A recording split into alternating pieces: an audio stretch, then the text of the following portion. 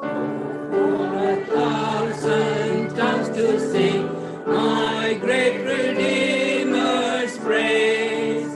The glories of my God and King, the triumphs of His grace. My gracious Master and my God, assist me to proclaim, to spread to all the earth abroad the honors of thy name. It's a place for me. Taken from the book of Job, chapter 2. Meditating on the book of Job last Sunday, I preached about Job. Sometimes I say Job, but it is Job. So please bear with me on that one. You know who it is. Job is a book in the Bible which is considered to be the oldest book in the Bible written. That's what it's considered to be. It is a very interesting book in the sense that it has very deep spiritual meaning as well as daily life's applications that we can use in our daily lives. A person who was very rich and wealthy, who was a righteous man in front of God, God himself testifies about him in the word that Job was a righteous man. But even with all his righteousness and his dedication to God and his commitment to the kingdom of God, he had to go through a terrible, terrible situation in his life that we could not even fathom it. He lost everything that he had, his livestock, his wealth, his 10 children, and everything that he acquired as successful in this world as you and I consider was taken away from him in the splash of a few days, maybe. And he could not understand it, and we cannot understand it. In fact, when we were in a Bible study, a PhD student from theology school was trying to explain to me that the book of Job is not a real story. He said, you can't have people like that living. It's somebody's fascination that actually they wrote this story for us so that we can learn from it. But I believe it is a true story because there are people today who are going through this. And I asked him about the people in Haiti who lost, some of them are still surviving with everything they lost in a split of a second in the earthquake that happened several years ago. And they had another one recently. So it is not unusual this happens, but we don't know the whole details of what happened to Job's situation, but we know that these were all taken away from him one by one in the matter of a few hours or days. And we know that there was a planning behind it by the devil who went to God and asked permission to test Job. And we know that God has to give permission to do anything. The devil can't touch us. We know that. Amen. If you don't remember that, God has to give permission even to the devil because God is in control of every moment of our lives. And God is a good God, and he would not give permission to the devil to touch us. So God gave him finally said, I'll give everything to you and test him on his faith. And the devil thought it was a big party time. And we looked at how Job's life changed and how he got everything back after all the ordeal that he had went through. He had sores in his body, he got sick, and his friends started to depart from him. And his wife is today's sermon topic that I wanted to bring in because she told him at one point to curse God and die because she couldn't take it anymore. And one thing that we read, and I talked to you last time about the whole thing, is that Job is the one who stayed through all the things. even though everything else was taken from his wife was also with him. We don't see a second wife for Job. So if Job went through all these things, I'm sure Job's wife went through the same thing, maybe even worse. Because the one who cares for a sick one will know how much hard it is to take care of somebody. And many of you are going through that. It is not easy to be Job's wife. But many theologians and many commentators have not spared Job's wife and have been cruel to her through history. And many commentators, like even the saints, St. Augustine, label her as the devil's accomplice because she told him to curse God. And Calvin called her a diabolical fury. And many other commentators have been rude to her, saying that she was not the right person to be with him. And she didn't, because she said that. Now, I was reading about a cemetery sign in England that says the person who was buried there was Anna Wallace.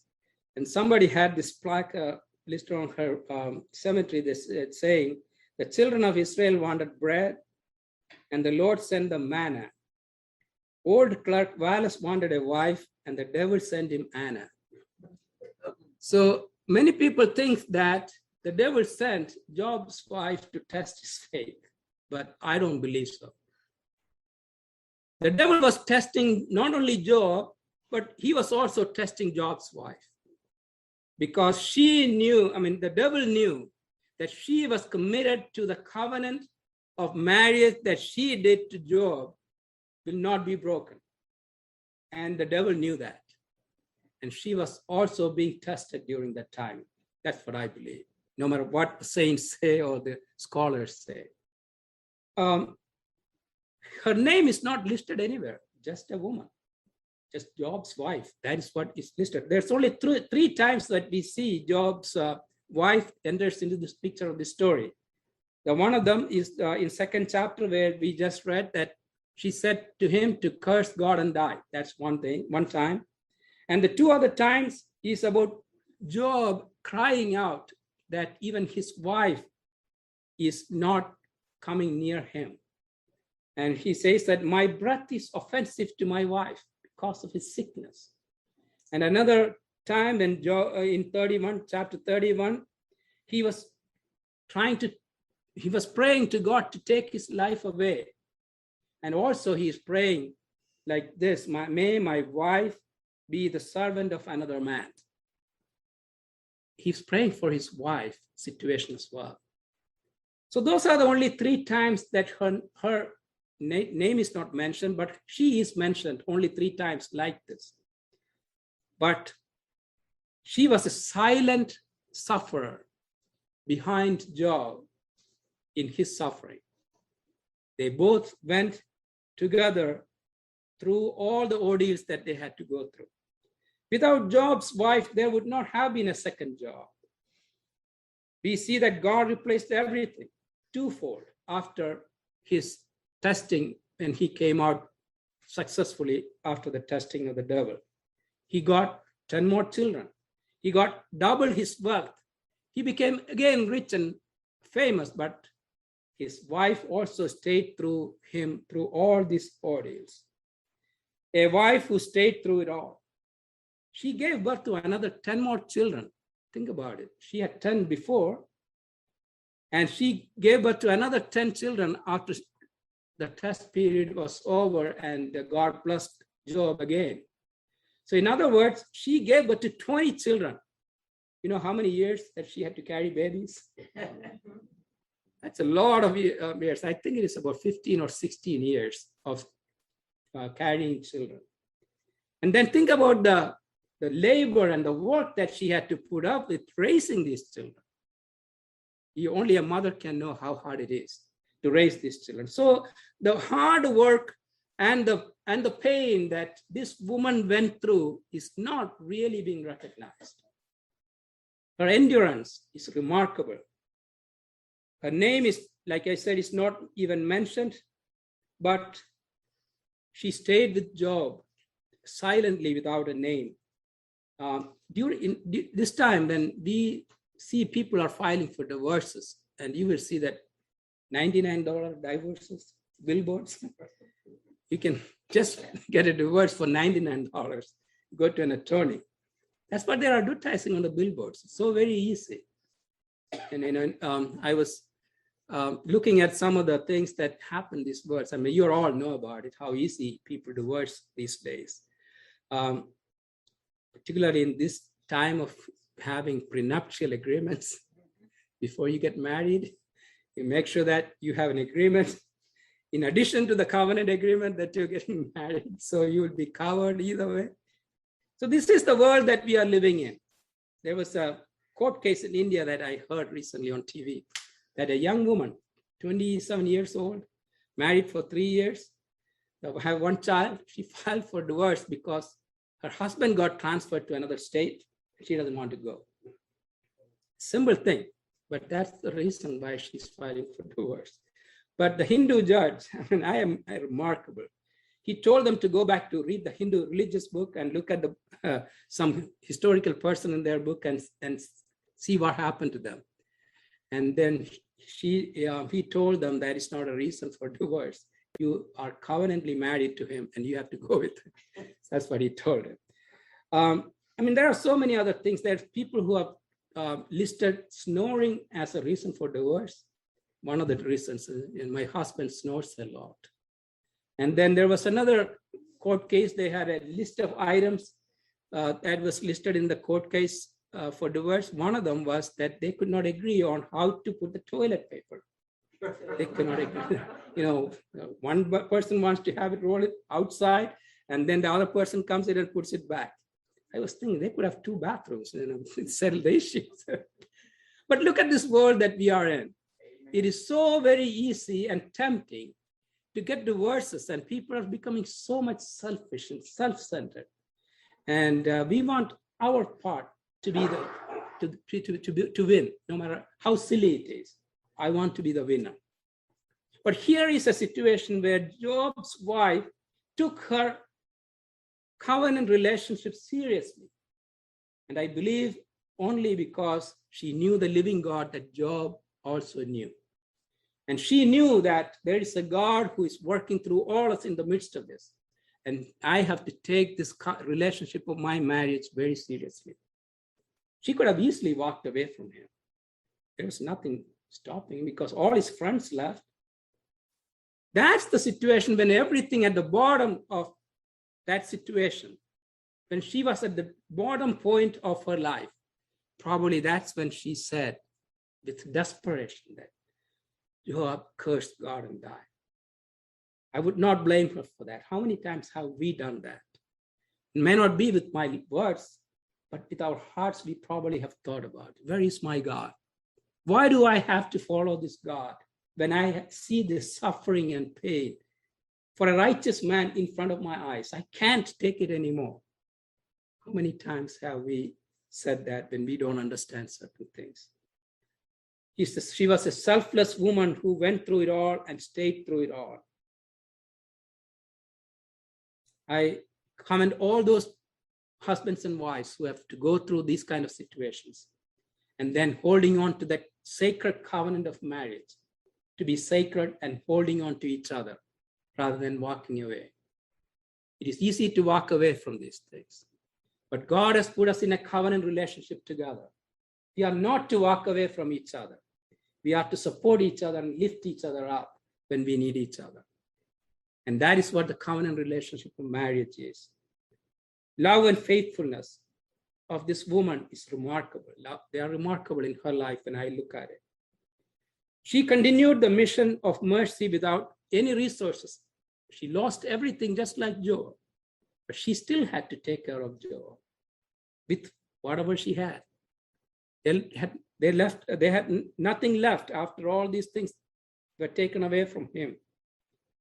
While we weep with Job, we miss the faithful, loving presence of his wife. She put aside her own grief to stay and care for her husband. the drain and the caring and the agony, and day after day, the labor, the work that she had to put up with to take care of him, with all the sufferings that she had to go through, and also seeing the suffering pain of Job is probably the worst things that she could take. So this is what I find remarkable in Job's wife, that we can follow. No matter what happens in our lives, God has put us together in a relationship with your husband and wife, or whatever, parents and children, brothers and sisters. We have a responsibility to each other, to lift each other up, to not to live in times of hardships and pain, but to support them and pray for them and care for them. That is what the example that we get from Job's wife. We don't read God condemning Job's wife. We don't read that God ever says anything against her, even though she said, curse God and die. We don't read that God condemns her. And we don't even read that Job also condemned her anywhere. The only thing that Job was telling her was that you are speaking like a foolish woman. That's what he said. So he was not really condemning her. He was being compassionate to her, because he could understand how the pain and suffering that she had to go through. So he was telling her, sweetheart, this is not you talking. This doesn't sound like the woman of God that I loved and I married. Let us remember God's promises. Let us remember God's goodness. Aren't we to take the bad things also from God along with the good things? That's what he was trying to be compassionate to her and supporting her during that time. So she was a hardworking, nurturing mother. Above all, she was a compassionate and faithful wife who held on to everything. And that's when Job became a second man, only because of his wife behind it. And that's what I believe. And it's unlikely that such a man like Job could have been in his success before the testing and also after the testing would be possible without his wife's presence with him. I believe also that Job's wife was one of the most beautiful women in history, because it says that after he was restored and his wealth was restored and he got another 10 children, and the Bible says that the daughters he got after that were the most beautiful women ever lived in the world. And I only believe because only a beautiful mother can give birth to beautiful children. So I believe that Job's wife was the most beautiful woman in this world. So regardless of whatever you think or what the commentators say, I have great regard for Job's wife. She was the one who went through with all of it. And she also was tested by the devil, and not she was testing Job, but the devil was testing her also during this situation. In Proverbs, we read about a woman, a virtuous woman like this. She watches over the affairs of her household. Her children arise and call her blessed. Many women do noble things, but you surpass them all. Charm is deceptive and beauty is fleeting, but a woman who fears the Lord is to be praised. That is what Job's wife was. A woman who was beautiful inside and outside, who needs to be praised just like Job. May the good Lord bless us with these words as we go from this place.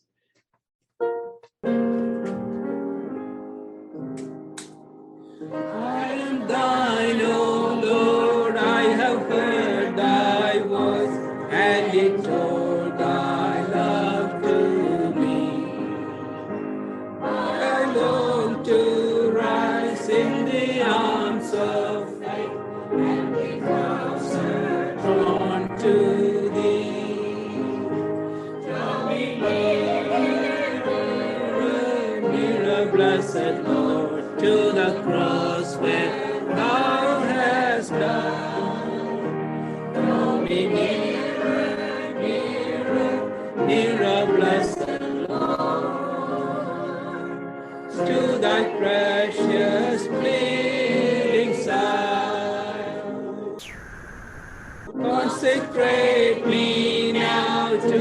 service, Lord, by the power of grace divine.